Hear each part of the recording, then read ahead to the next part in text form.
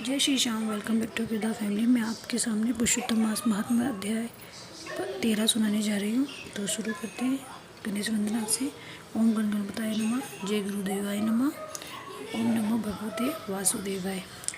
ऋषि लोग बोले, हे सूत, हे महाभाग, हे सूत, हे बोलने वालों में श्रेष्ठ, पुरुषोत्तम के सेवन से राजा दृढ़ धनवा, शोभन राज्य, पुत्र आदि तथा पतिव्रता स्त्री को किस तरह प्राप्त किया जा सकता है और योगियों को भी दुर्लभ भगवान के लोगों को किस तरह प्राप्त होता हुआ है। हे तात, आपकी मुख कमल से बार बार कथा सार सुनने वाले हम लोगों को अमृत पान करने वालों के समान कथा अमृत पान से तृप्ति नहीं होती है। इस कारण से इस पुरातन इतिहास को विस्तार पूर्वक कहिए। हमारे भाग्य के बल से ही ब्रह्मा ने आपको दिखलाया है। सूत जी बोले, हे विप्रलोक सनातन मुनि नारायण ने इस पुरातन इतिहास को नारद जी से के प्रति कहा है। वही इतिहास इस समय मैं आप लोगों से कहता हूँ। मैंने जैसा गुरु के मुख से राजा दृढ़धनु का पाप नाशक चरित्र पढ़ा है, उसको सब मुनि श्रवण करें। श्री नारायण बोले, हे ब्राह्मण नारद सुनिए। मैं पवित्र करने वाली गंगा के समान राजा दृढ़धनु की सुंदर तथा प्राचीन कथा कहूँगा। हे देश का रक्षक, श्रीमान, बुद्धिमान तथा सत्य पराक्रमी चित्रधर्मा नामक का राजा था। उसको दृढ़धनुआ नाम से प्रसिद्ध, अति तेजस्वी, सब गुणों से युक्त, सत्य बोलने वाला, धर्मात्मा और पवित्र आचरण वाला पुत्र हुआ था। कान तक लंबे नेत्र वाला, चौड़ी छाती वाला, बड़ी भुजा वाला, महातेजस्वी वह राजा दृढ़धनुआ प्रशस्त गुणों समूह के साथ साथ बढ़ता गया। वह चतुर राजा दृढ़धनुआ प्रसन्नता के साथ गुरु के मुख से एक बार कहने मात्र से ही पहले में पढ़े हुए के समान व्याकरण आदि 6 अंगों के साथ 4 वेदों का अध्ययन कर गुरु को दक्षिणा देकर और विधि पूर्वक उनकी पूजा कर बुद्धिमान राजा गुरु की आज्ञा से पिता चित्रधर्मा के पुर को गया। अपने नगर में वास करने वाले प्रजा वर्ग के नेत्रों को आनंदित करता हुआ जिस पुत्र को देखकर राजा चित्रधर्मा भी अत्यंत हर्ष को प्राप्त हुआ।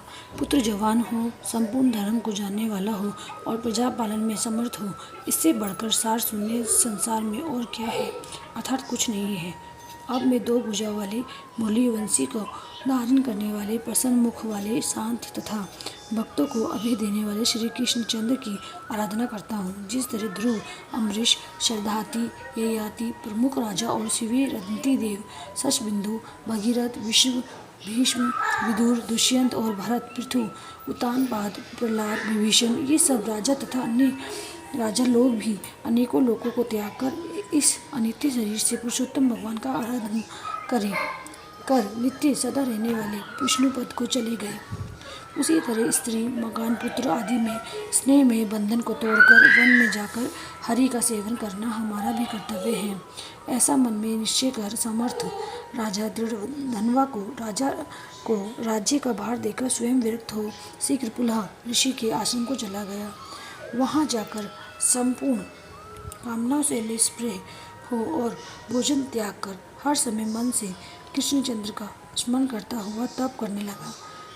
कुछ समय तक तप करके वह राजा चित्रवर्मा हरिशरण के परम धाम को चला गया। राजा दृढ़धनुआ ने भी अपने पिता की वैष्णवी गति को सुना।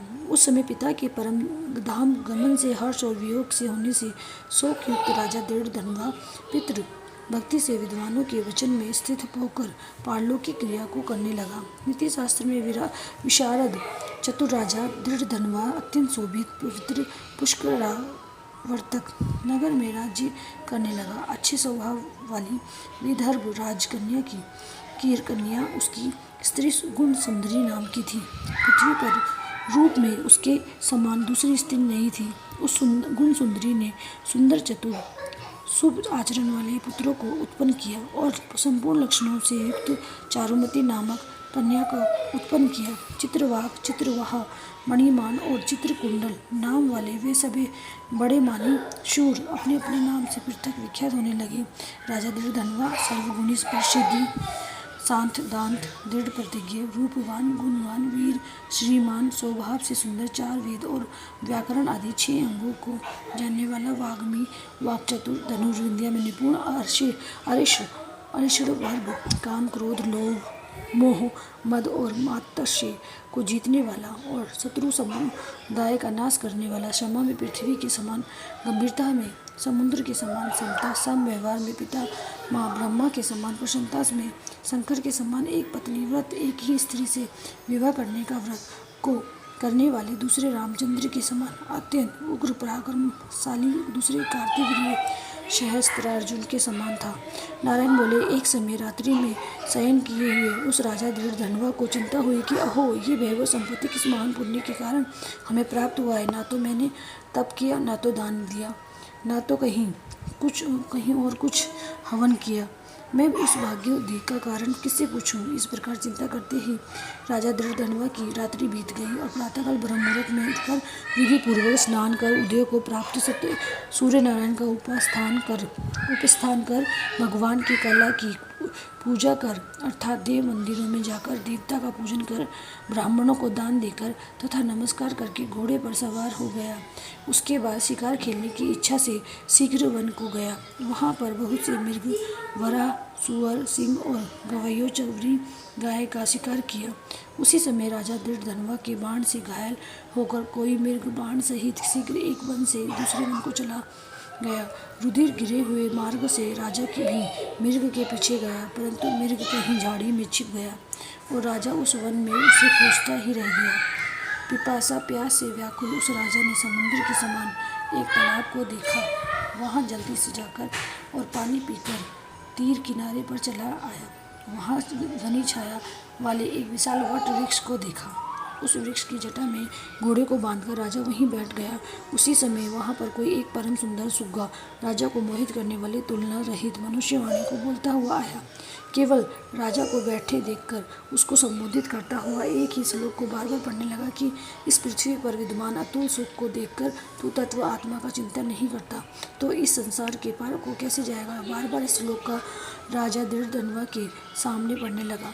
राजा उसके वचन को सुनकर प्रसन्न हुआ और उस पर मोहित हो गया कि इस सुख पक्षी ने दुख से जानने योग्य सार भरे हुए नारियल फल के समान अग में एक ही श्लोक को बार बार पढ़ते हुए क्या कहा।